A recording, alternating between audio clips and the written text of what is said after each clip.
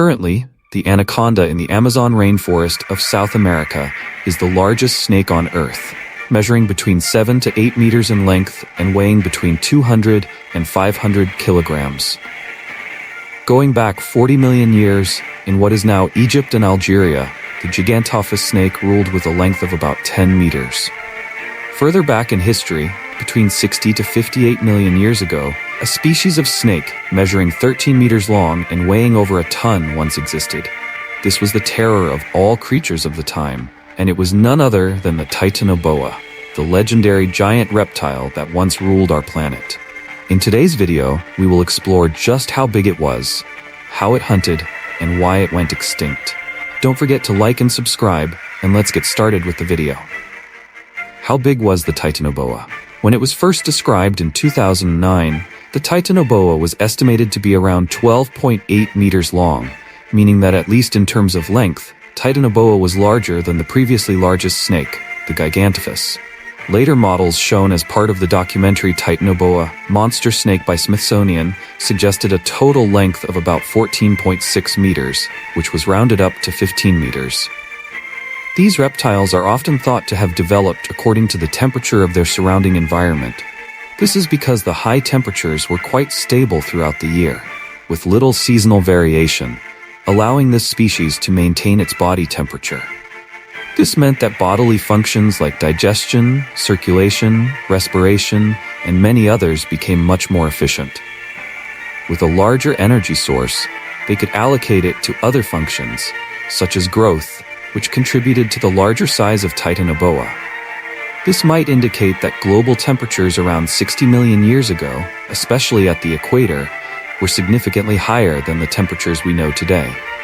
Because today, the largest known snakes living near the equator usually range in size from 5 to 6 meters, with rarer individuals reaching nearly 6.5 to 7 meters. Titanoboa is typically recorded to have ranged from 13 to 15 meters in length. Although it should be noted that as a genus, very few fossil remains of Titanoboa are known, and it might have still been growing larger. However, caution must be taken, because reconstructions always depend on the available fossil material. The anaconda snake is thought to reach just over 6.5 meters in length. However, the largest snake by body length is the reticulated python, with some individuals reaching nearly 7 meters. A few additional notes about the anaconda and reticulated pythons. Both of these species are considered to be larger than these numbers, but the degree of this can vary greatly depending on many research sources.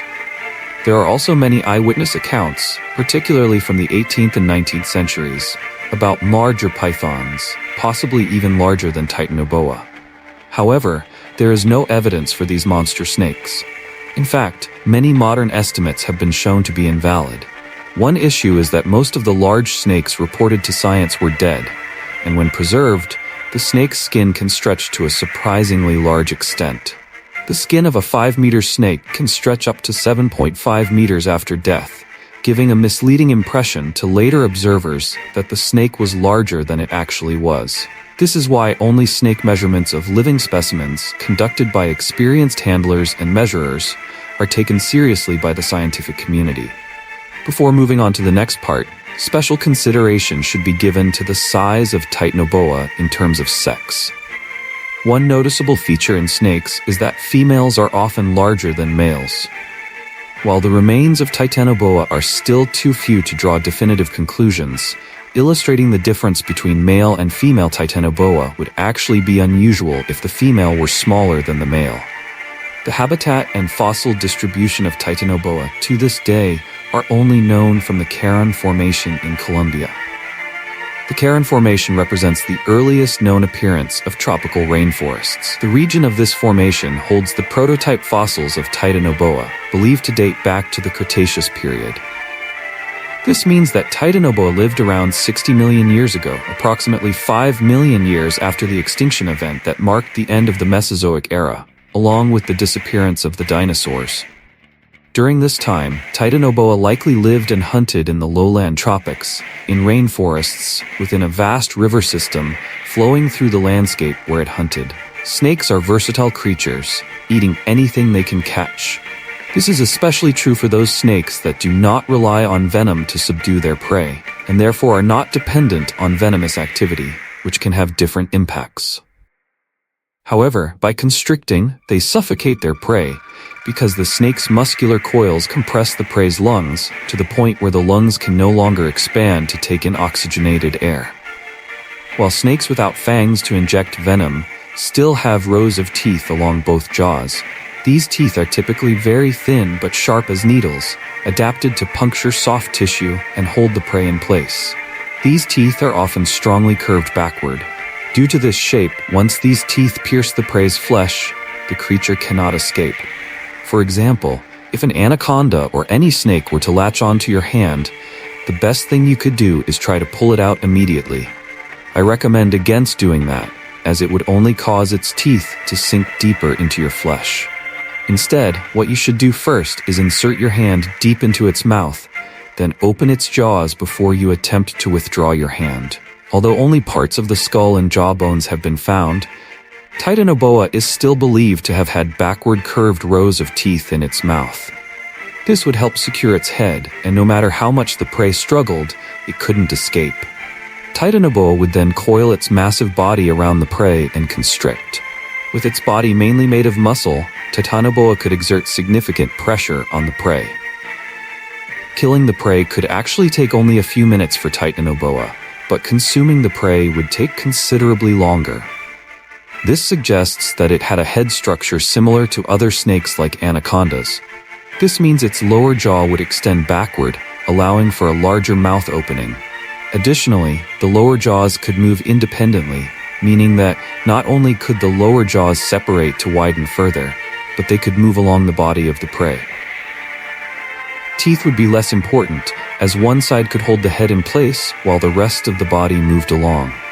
Once the prey's body is inside Titanoboa's stomach acid would dissolve all parts of the animal, from the soft flesh to the hard bones. The time it takes to digest an animal would of course depend on the size of the prey. Larger prey has more mass and takes more time. Metabolism is also a factor. With optimal temperatures, the digestive process becomes more efficient.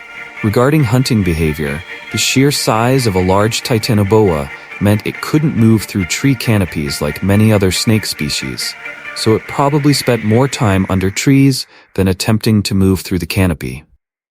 Despite its physical bulk when moving on land, Titanoboa could still make a lightning-fast ambush attack on prey that crossed its line of sight. Titanoboa was likely most dangerous in water, where its body weight was less of a concern due to water resistance. This is exactly why marine creatures like whales grew so large. This means that even a large Titanoboa would be quick while moving in water, expending relatively little energy compared to what it would need on land. Another advantage of hunting underwater was that Titanoboa's body would be hidden, masking any approach as it submerged beneath the water's surface. While Titanoboa could follow the silhouette of its prey, it could also hold its breath for an extended period, waiting for other animals to swim by, after which it could strike from below. What did Titanoboa eat? As mentioned above, these reptiles were generally opportunistic feeders, but they may have had preferences for certain species as demonstrated by specific hunting behaviors. They would still attempt to attack other animals if they saw an opportunity. To determine what Titanoboa ate, we need to look at the other known fauna of the Karen Formation. Some prominent species include crocodiles, such as Crocodilus, Suicosuchus, and Ankylosuchus. Although crocodiles themselves are fearsome predators, it is known that they can become prey to large snakes. These snakes would not hesitate to attack and consume them. This behavior has been independently observed. A species like Titanoboa, known to be much larger than modern snakes, may have attacked and eaten crocodiles. Some of these crocodile species were similar in size to the ones we know today. Prehistoric crocodiles and giant snakes were not the only reptiles present in the Karen Formation. Larger freshwater turtles, much bigger than the ones we know today, also lived there during the Boson period. These genera included Semus and Buentamus. These turtles were likely so large that even a Titanoboa might have found it difficult to swallow them. In fact, This may be part of the reason why these turtles evolved such large shells in the first place. By being so large, they effectively removed themselves from the menu.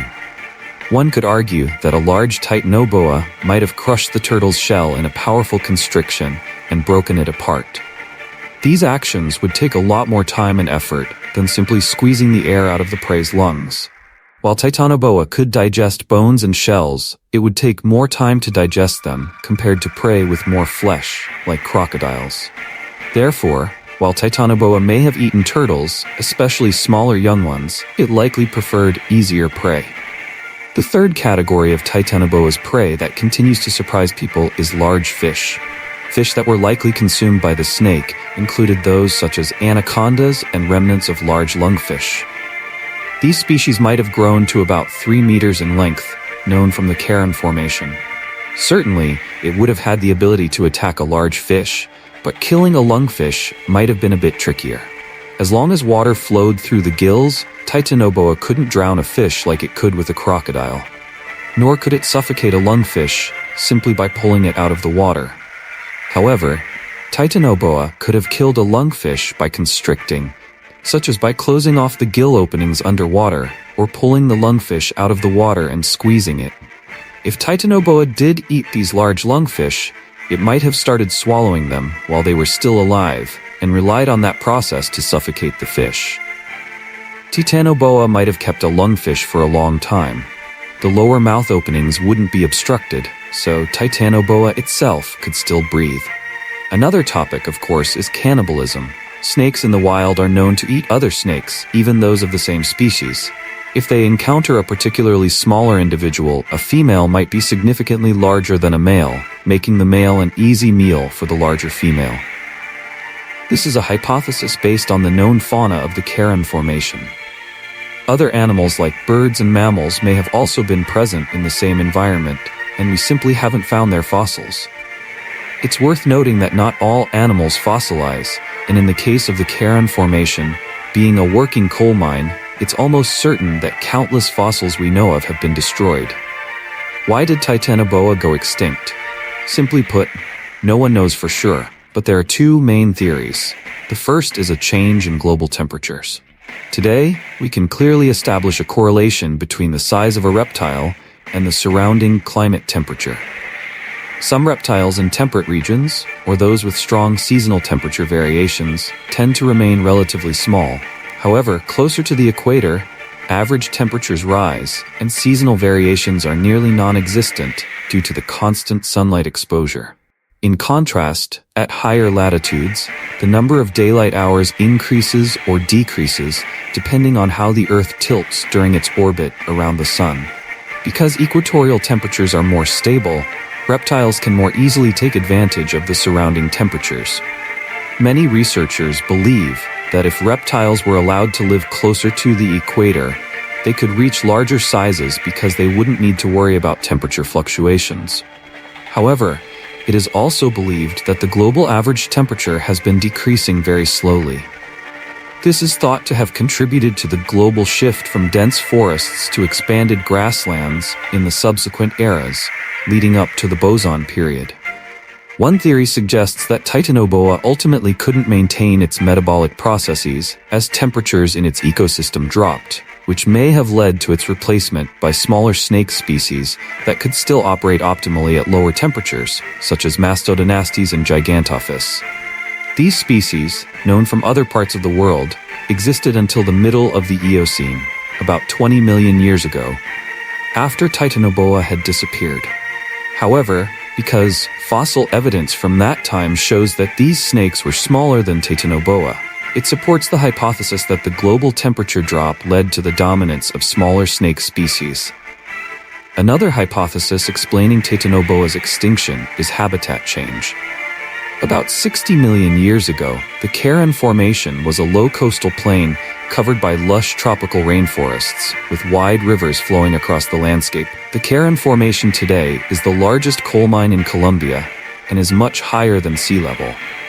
During the Paleozoic era, the Karen Formation essentially became the fossilized remnants of all the plants and trees that once made up the lush tropical rainforests that were present during Titanoboa's time.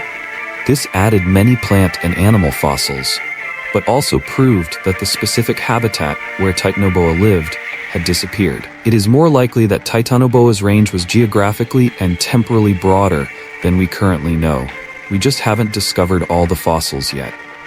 That's all the information I wanted to share with you about Titanoboa, the giant reptile that once existed on our planet, including how big it was, how it hunted, and how it went extinct. If you found this video helpful, please leave a like and subscribe to support our work. Now, goodbye and see you next time.